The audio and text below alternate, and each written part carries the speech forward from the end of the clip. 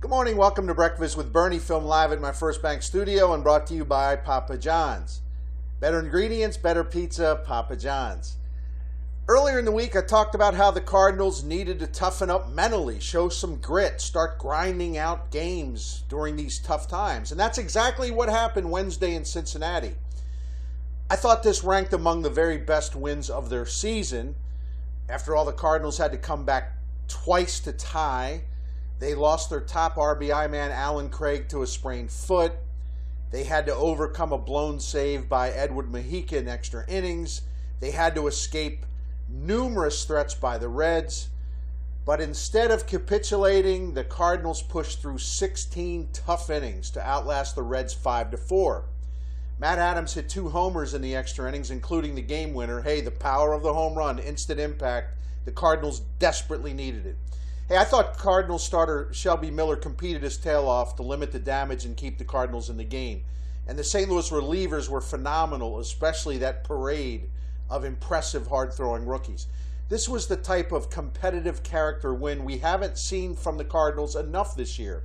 Hey, now they have to do it again in Cincinnati to salvage a series split tonight.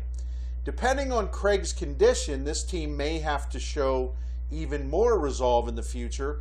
Let's talk about that in a few seconds. But I always like to remind you that when the Cardinals win, you always get 40% off the next day by ordering at papajohns.com.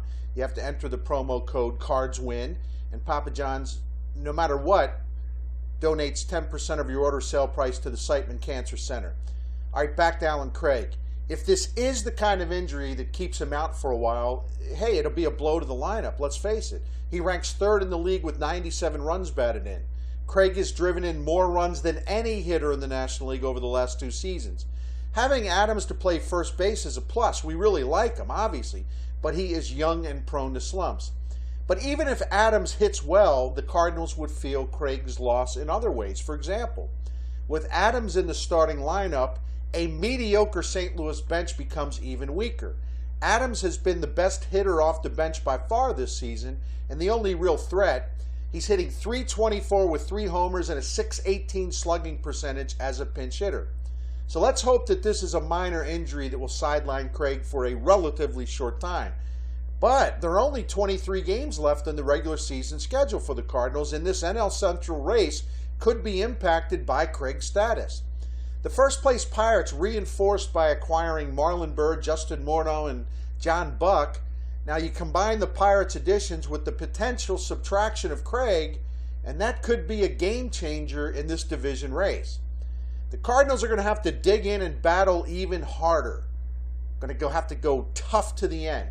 And that begins tonight with starting pitcher Lance Lynn. Hey, he needs to bear down, lock in, and deliver a dominant start so the Cardinals can avoid losing this series in Cincinnati. That's all from the First Bank studio this morning. Thanks to Papa John's.